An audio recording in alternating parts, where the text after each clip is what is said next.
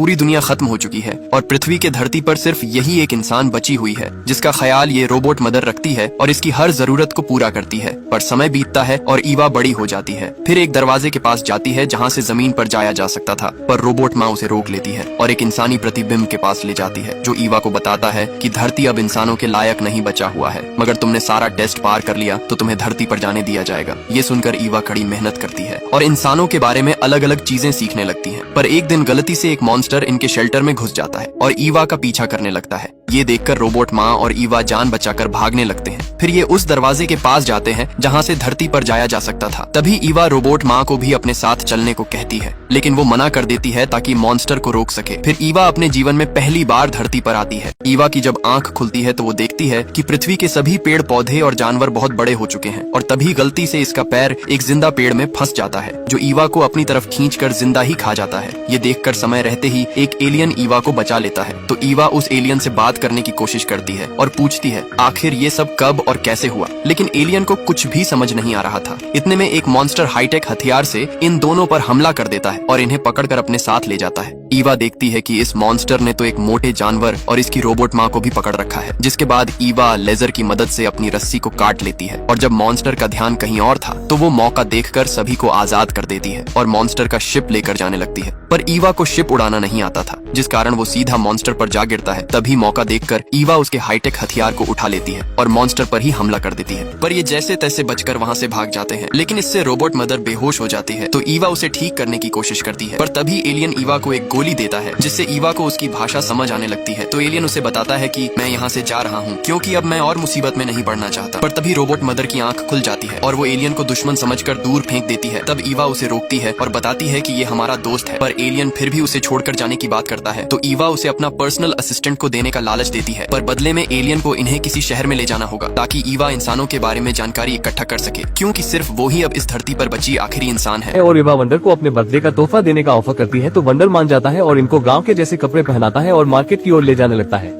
जहाँ जाकर इनको पता चलता है कि अगर कुछ भी किसी से पूछना है तो उसके लिए कॉइन देने पड़ते हैं। कॉइन के लिए ईवा रेस लगाती है और अपनी सीखी हुई तकनीक से उस रेस को जीत जाती है, जिससे इनको कई सारे कॉइन मिलते हैं। कॉइन को देकर इनको रहने के लिए रूम मिल जाता है, जहाँ रात को एक लड़की पेड़ की तरफ इशारा करके कहती है कि यहाँ एक जादूगर लेडी रहती है जो लोगों के हर सवालों का जवाब देती है। ये सुनकर ईवा उस लेडी के पास जाती है और इंसानों के बारे में पूछने लगती है। लेडी कुछ बताने से पहले ईवा का दिमाग पढ़ने लगती है, जिसमें लेडी को पता चल जाता है कि ईवा एक इंसान है, इसलिए लेडी उसे कुछ न बताकर पानी में धक्का दे देती है। लेकिन आरू ईवा को पानी से बचा के बाहर निकाल देती है। वहीं आसपास के लोगों को भी ईवा के बारे में पता चल जाता है कि ये एक इंसान है, जिस वजह से घर का मुखिया ईवा को फंसाकर इस मॉन्स्टर को बुला लेती है। लेकिन ईवा मॉन्स्टर के हाथ नहीं आती और मॉन्स्टर को चकमा देकर यहाँ से भाग जाती है और मदर के पास जाकर यहाँ से कहीं और जाने को बोलती है। तो मदर कहती है तुम अपने पुराने घर चलो, वहाँ तुम सेफ रहोगी। लेकिन ईवा कहती है कि मुझे अपनी पूरी जिंदगी वहाँ नहीं बितानी, जिस पर ईवा एक प्लान बनाती है और इस बार खुद मॉन्स्टर के पास जाकर अपने को पकड़वा लेती है। मॉन्स्टर इसको पकड़कर इंसानों के शहर ले आता है, जहाँ का राजा एक इंसान को देखकर काफी खुश होता है और कहता है अब हम इंसानों पर एक्सपेरिमेंट करेंगे। जिसके बाद राजा के कहने पर ईवा को ये से ले जाया जाता है,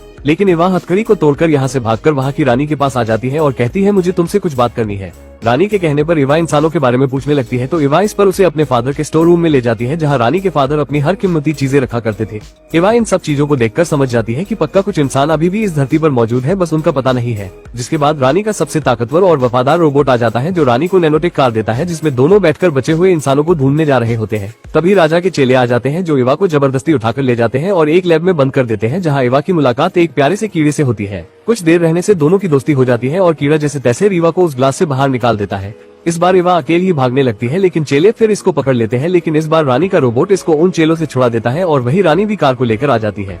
जिसके बाद रानी ईवा को इंसानों के शहर की इन्फॉर्मेशन देकर यहाँ से जाने को बोलती है। जिसके बाद ईवा कार चलाकर इस शहर से बाहर आ जाती है और चलते चलते ईवा को मदर की कुछ इन्फॉर्मेशन मिलती है। जिसके बाद ये मदर को भी अपने साथ ले लेती है और आगे चलते चलते वंडर और आरू भी मिल जाते हैं। जिसके बाद ये सब ब्रिज पार करके दूसरे शहर की ओर जाने लगते हैं, लेकिन तभी ब्रिज टूट जाता है और ये सब वहीं फंस जाते हैं। जिसके बाद इनको कोई रास्ता नहीं मिलता।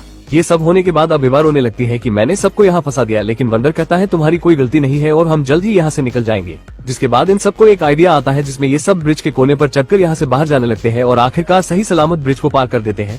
और अब ईवा उस शहर तक पहुंच गई थी, जहाँ बचे हुए इंसान रहा करते हैं। लेकिन जब ईवा वहाँ पहुंचती है तो ईवा को पता चलता है कि यहाँ के इंसान भी मर चुके हैं। और आखिर इंसान का ईवा को एक खत मिलता है, जिसमें वो कहता है कि हमारी हिम्मत अब टूट गई थी, इसलिए हम नहीं बच पाए। ये पढ़कर ईवा निराश हो जाती है और कुछ देर के लिए अकेले जाकर बैठ जाती है।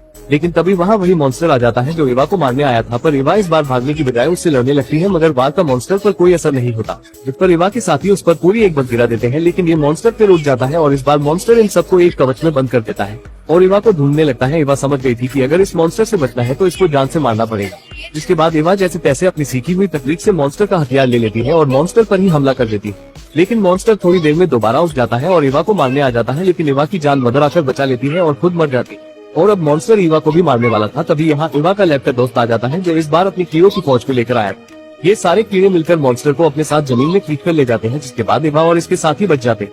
लेकिन एवा अपने मदर से आखिरी बार बात करके रोने लगती है। कभी यहाँ हेलीकॉप्टर से वही आदमी आ जाता है जो एवा से कहते हैं अब तुम इस टेस्ट में पास हो गई हो, इसलिए अब हम तुम्हें अपने घर ले चलते हैं। और इसी के साथ ये इमोशनल कहानी यही खत्म होती है। और ऐसे ही मजेदार कहानी देखने के लिए आप बस लाइक और कमेंट करें। हम जल्द ही एक नई कहानी के साथ पेश होंगे।